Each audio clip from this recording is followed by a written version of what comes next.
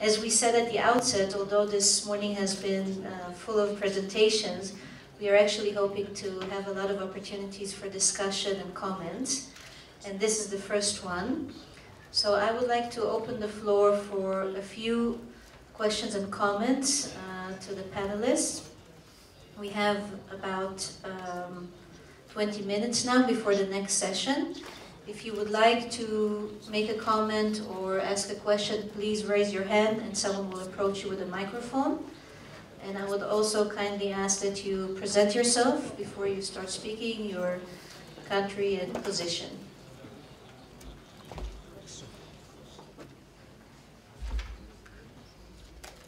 Oh, I see a first volunteer. Yes. So, I'm Yusuf Bada, Legal Aid South Africa. It's a comment and a question, I think, arising from the contributions made by the first and the last speaker on the panel. When the Chief Justice referred to minimum core entitlements for legal representation, I was quite intrigued and interested that. That's something that I think has worked quite well and strongly in other areas of socioeconomic rights, like the right to health. So I guess my question is that I was wondering whether in fact the argument is being made here that should we devise a minimum core content of rights related to legal representation, that states could be held to a higher standard of performance and delivery, because they would ordinarily or routinely have been signatories to the International Covenant on Civil and Political Rights and so on. So my question is that the argument that is being made, that should we have such a minimum core content of entitlements to legal representation that would strengthen the demand and the push for widespread legal representation? Thank you. Thank you, Professor Bada. We'll take a few more questions and then I'll ask the panelists to respond.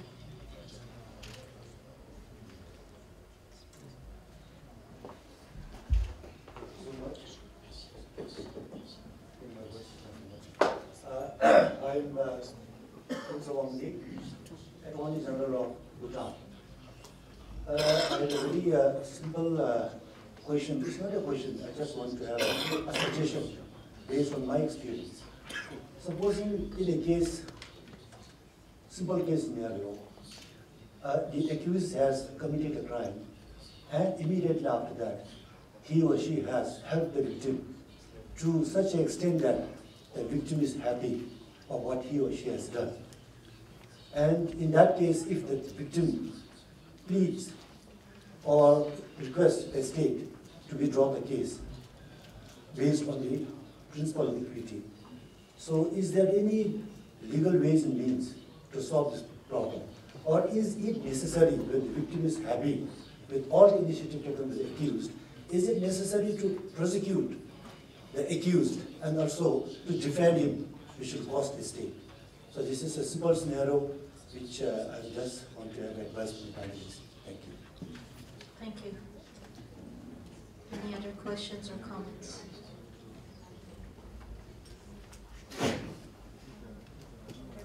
Yes.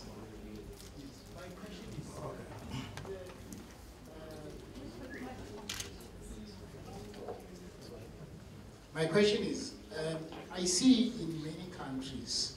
Sorry, can you kindly present yourself? Mulibedi Jaje, Regional Court President, Gauteng Province. My problem is, why should we continue to limit access to legal aid only in respect of certain crimes?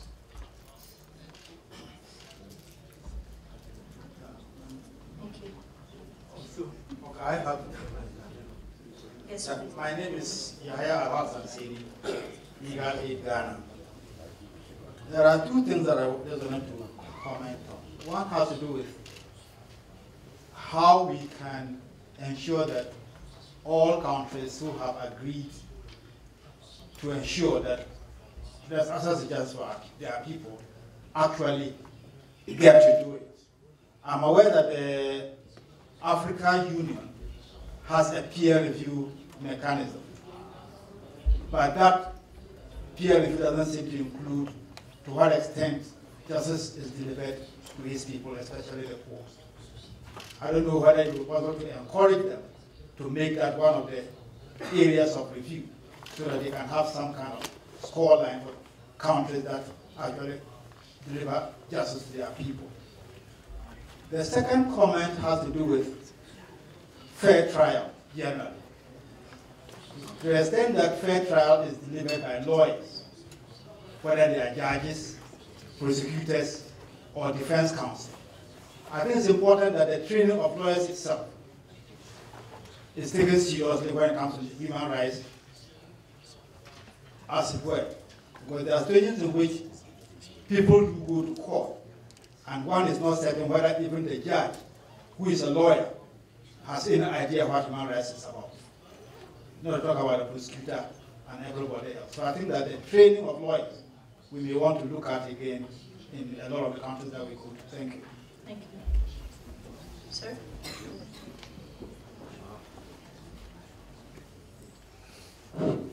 Yes, this is Sunil Pokhran from Nepal Bar Association. Since this morning, what we learned from all panelists and speakers that legal aid is more or less related with the legal representation and legal assistance. But my observation is that whether the legal aid also include the legal awareness or not. Like the Constitution usually guarantee the right to silence, but the accused didn't know whether this is his right or not. So how the legal aid works when the people didn't know about their right? Thank you. Thank you. Just one last intervention. Yes, sir. Just wanted to make a comment. Zaza Namoradze, the Open Society Justice Initiative. The right to a lawyer from the moment of arrest and before and during the first question or interrogation by police is something that is rather new in many jurisdictions throughout the world. Robert described some of the jurisprudential developments which are really changing the practice on the ground.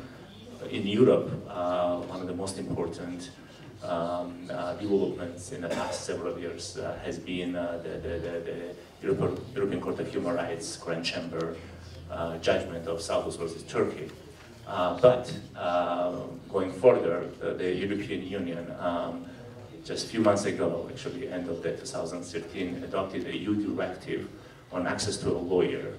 The directive will be transposed. Actually, they gave quite a generous period of time to member states who were not that happy, some of them at least, to have the directive adopted to implement the directive. So as of 2016, all 28 EU member states have to guarantee in practice that the right to a lawyer is provided to everyone who are arrested, charged, detained, and this should happen during any factual moment of arrest. Even a designation as a suspect no longer matters. As soon as you're actually, the situation is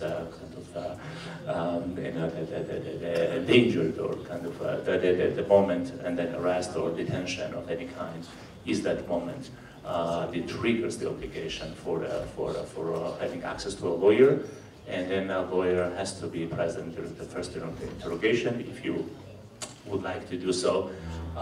As of now, many EU member states do not recognize this right, but they have to do this within 2 years to change the practice. So maybe the delegates or participants in the conference may be interested to look at this new law of the European Union. Thank you. Thanks, Susan. Yes, sir. Merci, madame. Je voudrais d'abord féliciter les panélistes pour leur contribution. Je m'appelle Marou Amadou, je suis ministre de la Justice de la République du Niger. Alors, c'est un peu dans le sens que l'intervenant précédent. Et comment je vais donner le temps aux intervenants de bien saisir ma question. Alors, l'aspect juridique ou judiciaire aux personnes indigentes, aux personnes démunies nécessite une vérification. Alors, comment concilier cela avec l'intervention de l'avocat aux premières heures dans le contexte d'une garde à vue de 48 heures renouvelable une seule fois? Et le procès pénal n'est pas possible sans qu'il y ait cette étape de la police judiciaire. Alors, en 4 jours, il faut vérifier, l'accusé peut être dans un pays comme le mien qui est très vaste, et vérifier dans son village qu'il n'a pas les moyens d'assurer sa propre défense. Et pendant ce temps, les délais doivent courir. Comment faire pour préserver effectivement que la personne puisse être entendue et lui assurer une défense crédible. Merci. Merci. It's very difficult as we are short of time, and I see many of you want to speak, but I assure you that there will be many other opportunities. So with your permission, I would like to give the floor again to the panelists. May we have the microphone here so they can just respond from their seats?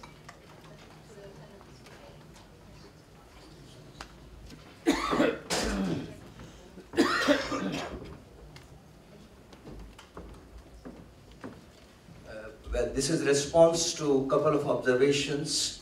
One about legal awareness.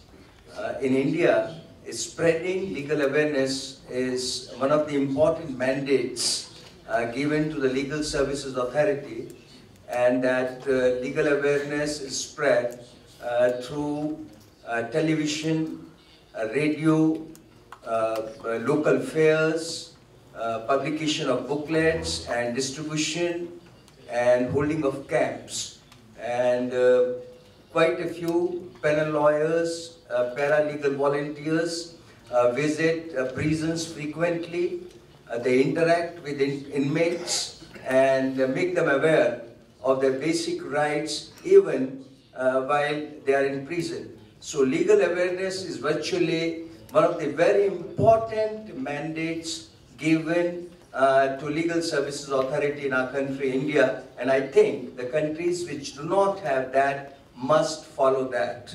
The other, of course, about, I think, one of the questions was if a crime is committed and the offender helps the victim, what should happen?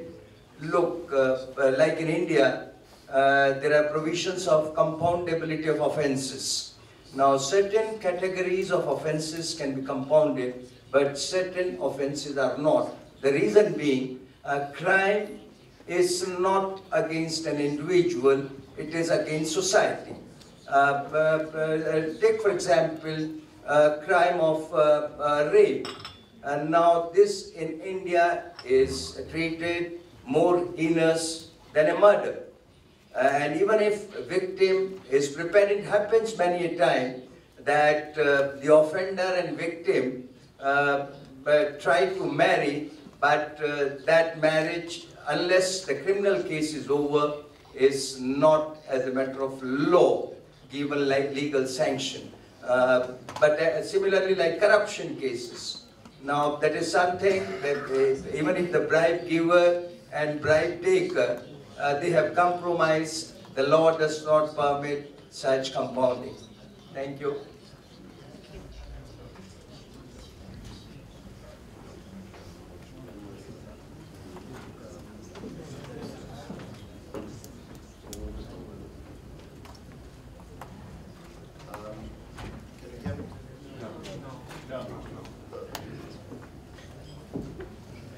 Hi. I just want to respond to, I think, 2 questions. The first one was about the awareness of an arrested person of the rights at his disposal. Good practice suggests that if there are cooperative relationships between the legal aid providers and the law enforcement agencies, like we have in this country, where upon arrest, we have been allowed to brand cells where arrested detainees are held. And in our branding efforts, we spell out the most important right at that stage, which is the right to remain silent. And we also, in our cooperative relationship, ensure that those making the arrest inform the arrested person of his right to access to a lawyer and of his right to remain silent. This is something that can be achieved as long as one has those cooperative relationships. The other question I want to respond to is the question from the colleague from Ghana about the peer review approach. It is one of my wishes that whilst we have the Millennium Development Goals, you do not have rule of law programs there. I think it will go a long way, particularly in this day and age, where we have citizens of other countries working and living in other countries. Their countries of origin should have an interest that wherever they are, when they're in conflict with the law, they have access to credible legal assistance at their disposal. And I think it is something that I would push, that if we have consensus in this gathering, that we craft something that introduces a peer review mechanism on the rule of law programs in each country. We can start from this continent and see where it takes us. Thank you.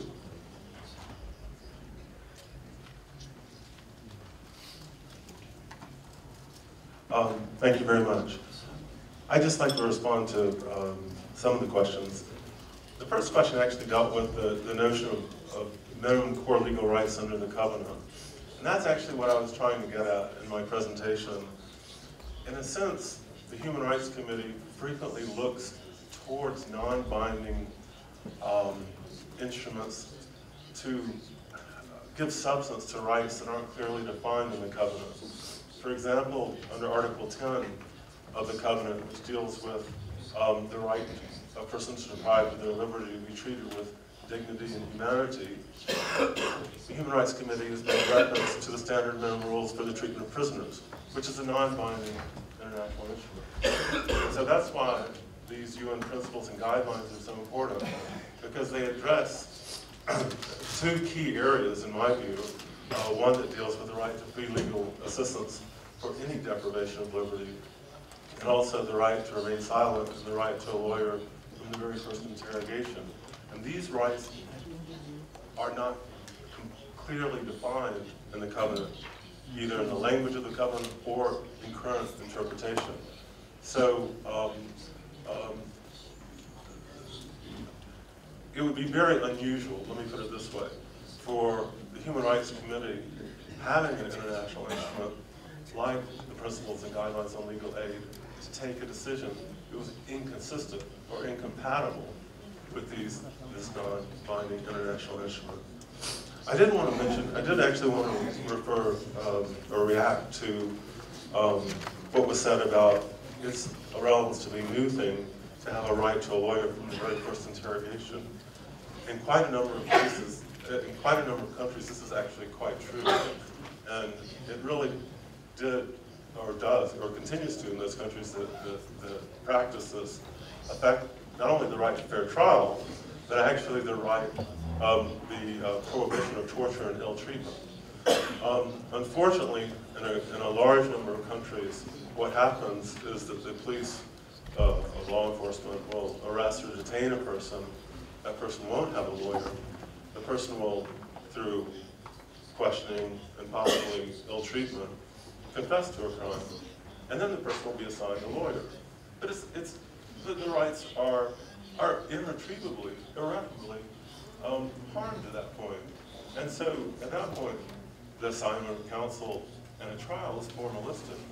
It's illusory. The rights have been trampled on. They've been eviscerated. And so that's actually a huge contribution of the UN Principles and Guidelines. Now, there was a question about the right to silence. The question was, how does legal aid work if the accused does not know? Well, again, I would look both towards the guidelines and a little bit towards national practice, but actually it's all in the UN Principles and Guidelines. the principles and guidelines indicate that there is a duty of the state to inform the person of their right to remain silent and their right to have a lawyer, and of the adverse consequences of voluntarily waiving those rights. And there are even criteria for what voluntarily waiving those rights means in the UN guidelines and principles. Now, actually, in the principles and guidelines, and this actually emulates national practice in some countries, it's suggested that if the authorities don't respect this duty to inform the person of the right to remain silent, of their right to a lawyer, and the adverse consequences of waiving those rights, then any statement will be considered to be made involuntarily, and that statement cannot be used. And this is actually in the UN principles and guidelines. This is very important in terms of the fundamental fairness of the entire process for a fair trial. So I'm going to stop there. Thank you so much. The question of why provide legal aid only in specific crimes, I think the principles and guidelines very much widen the scope, and they are talking about whenever there is a risk of imprisonment, as the privation of liberty is a major risk. However, countries are free to decide to provide legal aid in wider range of cases, and some countries actually do. I think the point on training for other practitioners is important, and we will discuss it in one of our sessions. The Minister of Justice of Nigeria have raised a question on how to actually implement the right to access lawyer from the first minute. We will have a dedicated session on this topic, so I invite you to participate. And also we actually saw this, both UNDP, UNODC, and our other partners saw this as an issue of crucial importance, and this is why we provided all of you with the handbook on early access.